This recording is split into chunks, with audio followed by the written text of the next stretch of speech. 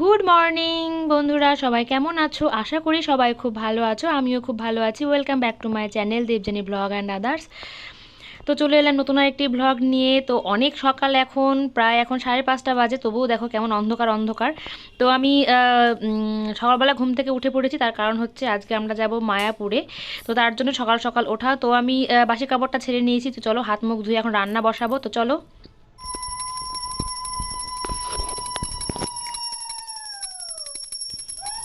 রান্নাবান্না ওদিকে হয়ে গেছে, তারপরে গিয়ে আমি চান টান করে নিয়েছি, বাসি ঘর ঝাড় দিয়েও নিয়েছি, তারপর আসলাম পুজো দেওয়ার জন্য। তো পুজো দেওয়া হয়ে গেলে যাব হচ্ছে খাবার খাওয়ার জন্য, কারণ গাড়ি চলে আসবে।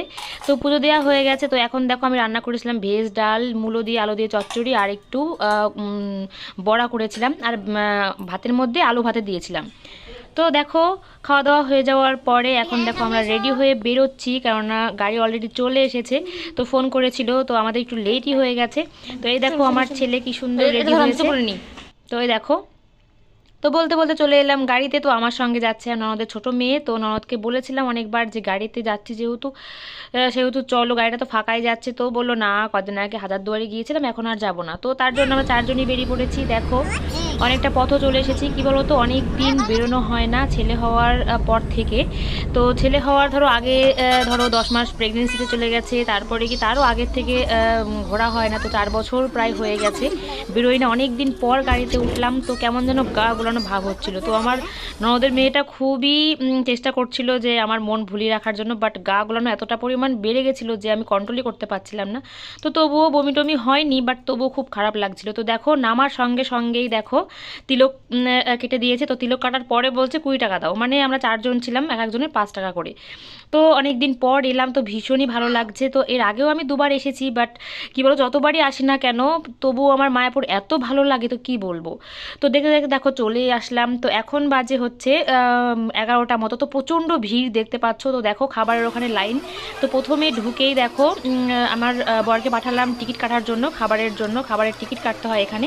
তো যারা যারা এসেছো তারা খুব ভালো করে জানো।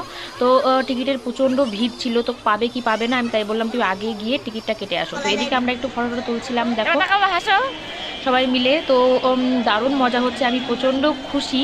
অনেক দিন পর ঘুরতে বেরিয়েছি। তো ফার্স্ট টাইম ছেলেকে নিয়ে কোথাও একটু বাইরে আসা। তো ডাক্তার কাছে যাওয়া, বাবার বাড়ি শ্বশুর বাড়ি, এই ছাড়া আমি আর মানে বেশি কোথাও বেরোতে পারতাম না। তো টুকটাক অনুষ্ঠান দু একটা কাছাকাছি যাদের হতো তাদের, তো সেরকমভাবে বেরোনো হয়নি। তো অনেকদিন পর বেরিয়ে আমি ভীষণই খুশি। আর এখানকার পরিবেশটা এত ভালো লাগে আমার, কি বলবো। যারা যারা কখনো আসোনি তারা অবশ্যই এসে দেখবে। তো দেখো এখান দিয়ে হচ্ছে দোকানপাট শুরু। তো প্রচুর জিনিস পেয়ে যাবে তোমরা যদি তোমরা আসো, কিছু কেনাকাটার থাকে। সব থেকে আমার পছন্দ হচ্ছে এখানকার ড্রেসগুলো, যেগুলো আর কি ঘের যেই লেহেঙ্গা টাইপের যে যে ড্রেসগুলো এখানে পরে সবাই, তো ভীষণই পছন্দ। তো আমার এখনও কেনা হয়নি, তো ইচ্ছে আছে। তো ওই দেখো এখানে খাবারের লাইন অলরেডি পড়ে গেছে। তো এখানে কি বলো তো, প্রচণ্ড লাইন বড় হয়, অনেক ভিড়ও হয় খাবারের লাইনে। কি বলো তো, একটাই সুবিধা, এখানে দুপুরে খাবার মানে কোনো প্রবলেম হয় না। তো ভেতরেও তুমি টুকটাক কিছু খাবার পেয়ে যাবে। আবার হচ্ছে তোমার ভাত খাওয়ার কোনো টেনশানই থাকবে না, কারণ এখানে সমস্ত রকমের খাবার পাওয়া যায়, কিন্তু সবই নিরামিষ। তো দেখো মন্দিরগুলো কি সুন্দর। তো যারা যারা আসোনি তারা অবশ্যই আসবে, কারণ এখানে অনেক দূর দূর থেকে লোকজন আসে। তো ভীষণই ভালো লাগবে আশা করি সবার। তো আমার তো ভীষণই ভালো লাগে। আমি যদি 1000 বারও আসি তবু আমার মন বলবে না কখনো যে যাব না। তো ওইখানে দেখো বড় মন্দিরটা স্টার্ট হয়েছে। তো অনেক দিন ধরে স্টার্ট হয়েছে, বাট এখনও কমপ্লিট হয়নি। তো এখানে দেখো সবাই বসে আছে। কি বলো তো, প্রচুর বড় এরিয়া, যে যেখানে খুশি বসতে পারে। তো কোনো সমস্যা নেই। দেখো অনেকেই ভিডিও করছে, রিলস বানাচ্ছে, প্রচুর মানে লোকজন আছে। কি বলো তো, এখন হচ্ছে শীতের সময়, তো এখন সিজন হচ্ছে ঘোরাফেরার, তো প্রচণ্ড ভিড় হয়েছে। তো আগে পরে যখন এসেছিলাম আমি এত ভিড় ছিল না। তো এদিকে হচ্ছে দেখো বড় মন্দিরটা দেখতে পাচ্ছ। তো জানি না কবে কমপ্লিট হবে, আমি আশা করেছিলাম হয়তো এত বছর পর কমপ্লিট হয়েছে, কিন্তু না, 4-5 বছর হয়ে গেল তাও এখনও কমপ্লিট হয়নি। কিন্তু আরও হয়তো 4-5 বছর লেগে যাবে এটা কমপ্লিট হতে। তো তার অপেক্ষায় আছি। তো এখানে দেখো ছোটোখাটো মন্দিরগুলো, সব জায়গায় কীর্তন হয়, মানে খুবই ভালো লাগে। কোথাও গিয়ে তোমার মুড একটুও চেঞ্জ হবে না। তো এদিকে যাচ্ছে এখন খাবার টাইমে, অনেকটা ওদিক দিয়ে ঘুরেছি। তো হাঁটতে হাঁটতে খিদেও পেয়ে গেছে। আবার কি বলতো, খাবার খাওয়ার জন্য অনেক অনেক বড় লাইন দিতে হয়, তো তার জন্য অনেকটা ওয়েট করতে হয়। সেই কারণে দেখো আমার ছেলে হচ্ছে আমার হাজব্যান্ডের কোলে উঠেছে আর ছাতা মাথায় দিয়ে আছে। যেহেতু আমি ক্যামেরা করছিলাম আমার হাতেও কিন্তু ব্যাগ ছিল, সেখানে জলের বোতল ছিল 4-5টা, ফ্লাক্স ছিল, তারপরে আমার ছেলের খাবার ছিল, ফল টল নিয়ে এসেছিলাম সেগুলো ছিল। তো দেখো এগুলো দেখো এখানে কাজ এখনও চলছে, তো অনেকটাই বাকি আছে এখনও কাজ। তো ওপরটা একটু কমপ্লিট হয়েছে, তাছাড়া বাদ বাকি অনেকটাই বাকি রয়েছে। তো এদিকে যাচ্ছি আমরা হচ্ছে এখন খাবারের দিকে। তো অনেকটা পথ, তো আগে পরে কি যখন এসেছি না তখন ওই কাছাকাছি যেখানে খাবার দেয় সেখানেই খেয়েছিলাম, তো এত দূর কখনো আসিনি, তো আমরা খুঁজেই পাচ্ছিলাম না। আর এই দেখো আমার ছেলে এখন আমার কোলে এসে বসে আছে, কারণ অনেকক্ষণ ধরে ওর বাবা নিয়েছিল, ওর বাবার সঙ্গে হাঁটছিল। আমি যেহেতু ক্যামেরা করছিলাম হাতে আমার একটা ব্যাগ ছিল, তো আমার প্রবলেম হচ্ছিল ওকে নিতে, সেজন্য। আর এখন ও বলছে মা আমি তোমার কোলে যাব, কারণ বাবার কোলে আমি পড়ে যাচ্ছি। আমার এত হাসি পাচ্ছিল কি বলতো, ছেলে মানুষ ওদের তো কোল অতটা মানে অভ্যেস নেই না। আর বাচ্চারা কি বলতো, মেয়েদের কোল একরকম আর ছেলেদের কোল একরকম, তো সেই জন্য ও বলছিল আমি বাবার কোলে পড়ে যাচ্ছি। তো অনেকটা রাস্তা দেখো, অনেকক্ষণ ধরে আমরা দাঁড়িয়েছিলাম, তো অলরেডি আমরা ঢুকে পড়েছি অনেকটা ওয়েট করার পর। দেখো কতটা ভিড়, কি বলতো এখানে হচ্ছে একটা গোলক ধাঁধার মতো। তো দেখো যাচ্ছি আমরা, ক্যামেরা করছি আমি যাওয়ার সময়, তো এখান দিয়ে যাব, আবার ওনারা আসছে না ওখান দিয়েও আমরা আসবো আসবো যাব আসবো যাব, তারপরে গিয়ে মেন গেটে গিয়ে আমরা পৌঁছাবো।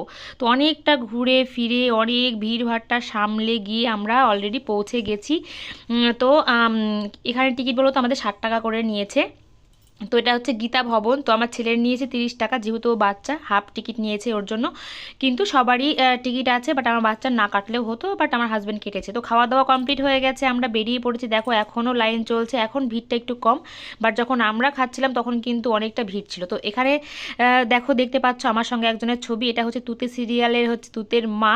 তো জি বাংলা সিরিয়ালে উনি অভিনয় করেন। তো হঠাৎ দেখি ওনার সাথে দেখা হয়ে গেল, তো দারুণ মজা হচ্ছিল আমার দেখে, আমি তো ভীষণই আনন্দ পাচ্ছিলাম, কারণ আগে পরে এরকম কখনোই হয়নি, এরকম যে পরিচিত সামনাসামনি দেখেছি যে হচ্ছে সেলফি তুলবো সেরকম হয়নি, এটাই ফার্স্ট। তো তোমরা কমেন্টে জানিও কে কে তোমরা ওনাকে চেনো। তো দেখো এই জায়গাটাও ভীষণই সুন্দর, তো এখানে ফটোগুলো ভীষণই সুন্দর আসছিল, তো ক্যামেরাটাও বেশ ভালো আসছিল, তো আমার ভীষণই ভালো লাগছিল, কারণ কি সুন্দর ফুল। আর এদিকে দেখো আমার ছেলেকে বলছিলাম একটু দৌড়ে আসো, তো একটুখানি গিয়েও ভয় পেয়ে আবার দেখো রিটার্ন চলে আসলো। তো চারিদিকে এত সুন্দর এত সুন্দর, যতই প্রশংসা করি না কেন তাও কম হবে। তো তোমরা যারা যারা কখনো আসোনি তারা অবশ্যই অবশ্যই এসে কিন্তু দেখো, মনটা একদম জুড়িয়ে যাবে।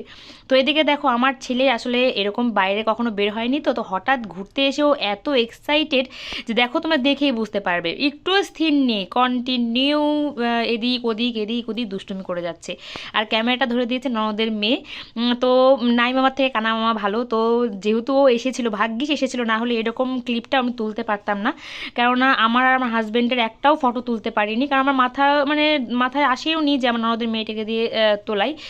বাট আমরা তুলেছি, বাট সেরকম সিঙ্গেল সিঙ্গেল তোলা হয়নি, তো মোটামুটি তুলেছি, তোমরা দেখে বুঝতে পারবে। দেখো তো ভীষণই দেখো ভীষণই দুষ্টুমি করছে, কখন থেকে বলছি ঠিক হও ঠিক হও না, ও আনন্দে আর কি বলবে ঠিক নেই। আর আমার হাজবেন্ড মানে কি বলবো অতুলনীয়, মানে ও বাচ্চার জন্য জীবন দিয়ে দিতে পারে, মানে এমন এত ভালোবাসে যে ও জানে আমার কাছে থাকলে হয়তো একটু অবহেলায় থাকবে, তার মানে কি বলতো আমি ক্যামেরা নিয়ে থাকবো ওকে খেয়াল করবো না, এটা ও ভাবে যে আমি হয়তো অতটা কেয়ার করতে পারবো না, অতটা ও করবে, সব সময় দেখো ওকে আগলে রাখবে, সব সময় খেয়াল রাখবে।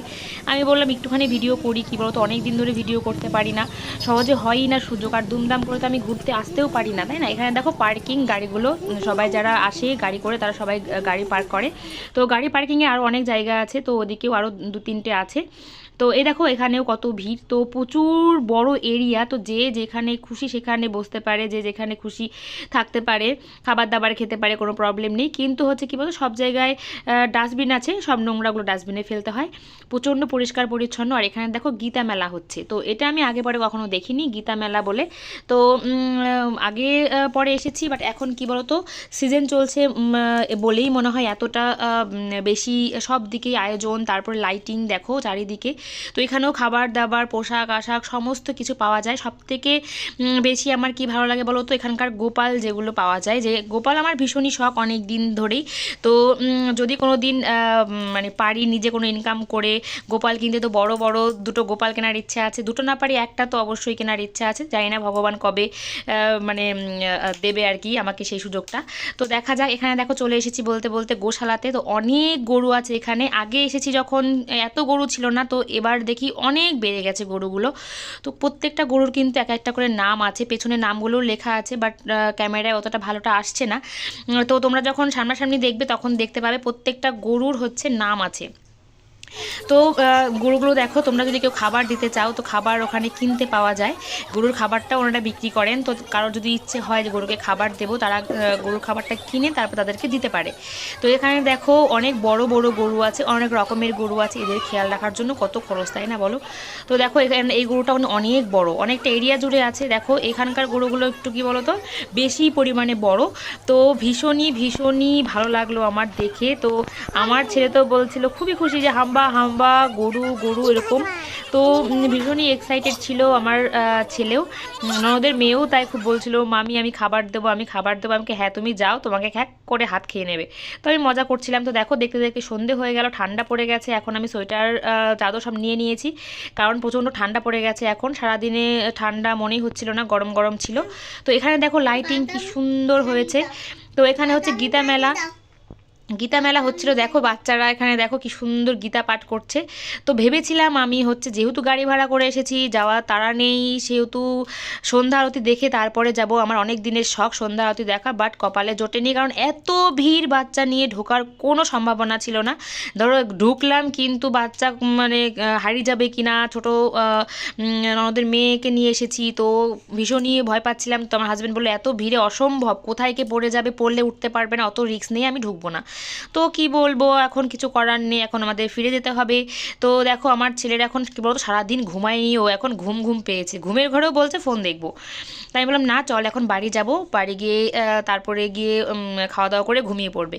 তো চলে এসেছি দেখো বেরিয়ে, গাড়িতে অলরেডি উঠে পড়েছি। তো অনেকটা মজা করলাম। তো তোমাদের কেমন লাগলো পুরো ভিডিওটা অবশ্যই কমেন্টের মাধ্যমে জানিও, ভালো লাগলে লাইক শেয়ার করে দাও।